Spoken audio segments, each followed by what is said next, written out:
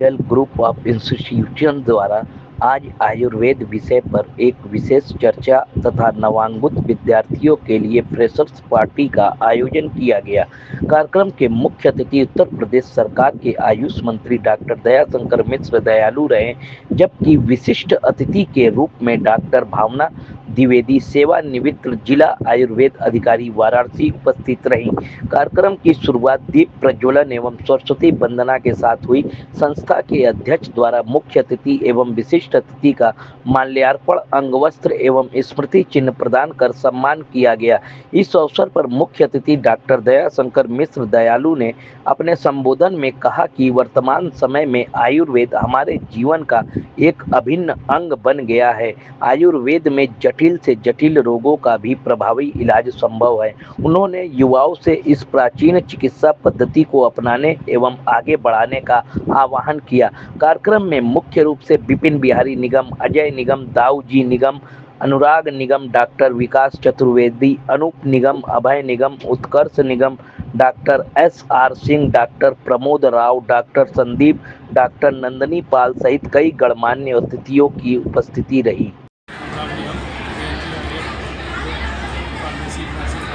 अनुराग जी, आज यहाँ किस तरह का कार्यक्रम का आयोजन किया गया? आज हमारे यहाँ आयुर्वेदिक के माध्यम से हमारे समाज में आयुर्वेद के महत्व को बताया गया। इसमें हमारे माननीय मंत्री जी दयाशंकर मिश्रा जी उपस्थित हैं। उन्होंने बच्चों को आयुर्वेद से संबंधित ज्ञान भी बताया, आयुर्वेद का महत्व बताया, आयुर्वेद का विस्तार बताया, किस तरह से आयुर्वेद का विस्तार जो है पूरे संसार में। अनुराग जी, देखा जाए तो क्या नीट की अनिवार्यता से आयुर्वेदिक शिक्षा पे कोई असर पड़ रहा है? नहीं, ऐसा कुछ खास असर नहीं पड़ रहा है, क्योंकि आयुर्वेद का अलग महत्व है, आयुर्वेद का अलग महत्व है। और जिनको रुचि है आयुर्वेद में, जिनको आयुर्वेद में आगे बढ़ना है आयुर्वेद को जाके, आयुर्वेद में आगे बढ़ना है। क्या कहेंगे और लोगों के लिए कि कैसे यहाँ पे आएँ और कैसे संपर्क करें, यहाँ पे एडमिशन क्या कैसे? देखिए, हमारा विद्यालय जो है फार्मेसी नर्सिंग के क्षेत्र में काफ़ी दिनों से लगा हुआ है।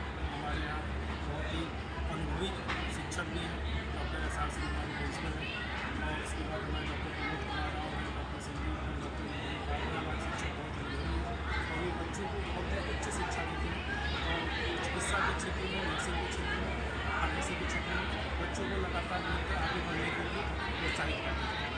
और आयुर्वेदिक फार्मेसी का कॉलेज है। ANG-RDL ग्रुप के द्वारा पिछले लगातार वर्षों में यहाँ बच्चों को फार्मेसी की पढ़ाई, nursing, BSc nursing, ANM GNM जो पढ़ाई होती है नर्सिंग की, उसकी पढ़ाई करा रहे हैं। आज ये मेरा पहली बार मैं इस कैंपस में आया। अच्छा लगा कि ये काफ़ी दिनों से इस विषय की पढ़ाई भाई अनूप निगम जी का जो विद्यालय है, इस परिवार से मैं बहुत दिनों से जुड़ा हुआ। मेरे मन में भी इच्छा थी कि कैसा विद्यालय है, आके अच्छा लगा बच्चों से बात करना, कॉलेज के लोगों से मिलना।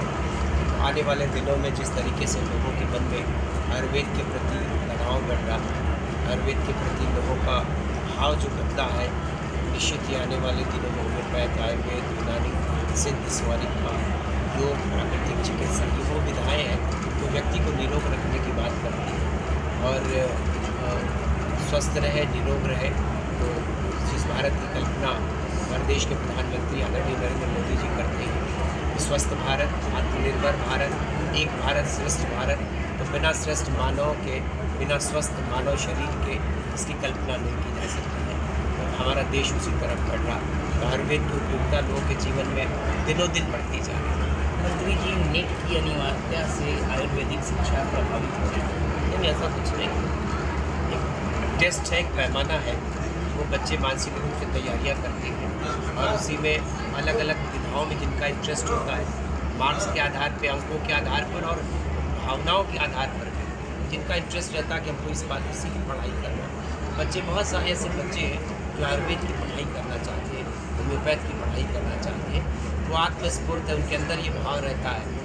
तो चूँकि एक पूरे देश के लेवल पे टेस्ट का पैमाना तय किया गया है भारत सरकार के द्वारा, उस टेस्ट की परीक्षा में पास होकर बच्चे अपने विषय का चयन। मंत्री जी, आने वाले समय में जिस तरह से सरकारी डॉक्टर MBBS हैं, उसी तरह आयुर्वेदिक डॉक्टरों को भी MBBS का दर्जा मिलेगा। यानी MBBS क्यों मिलेगा? MBBS का मतलब कि होम्योपैथ की पढ़ाई जो मारेंगे सब समान है, कोई असमानता नहीं, सब समान है। मोदी जी ने इस देश में अलग अलग जो विधाएं इधर उधर अलग अलग थी, होम्योपैथ अलग था, यूनानी अलग था, सिद्ध अलग था, स्वरिक्पा अलग था, आयुर्वेद अलग था, उन्होंने सबको मिला के आयुष का मंत्रालय बना दिया। अब एक एलोपैथ है, दूसरा आयुष है, दोनों मिल के काम कर रहे हैं, इंटीग्रेशन पे काम हो रहा है। पहले हमारे अस्पताल भी अलग अलग बनते थे, अब हम जितने अस्पताल बना रहे हैं, कई अस्पताल के परिसर में सारी विधाओं के डॉक्टर बैठते हैं, सबकी दवाएं मिलती हैं। एक व्यक्ति के शरीर को अगर किसी विधा की दवा अगर उसको सूट कर रही हो, उसको लाभ मिल रहा हो, तो बड़े खुशी मन से योग, सबके साथ योग जुड़ा हुआ है। दवाओं का भी उपयोग करिए, योग भी करिए।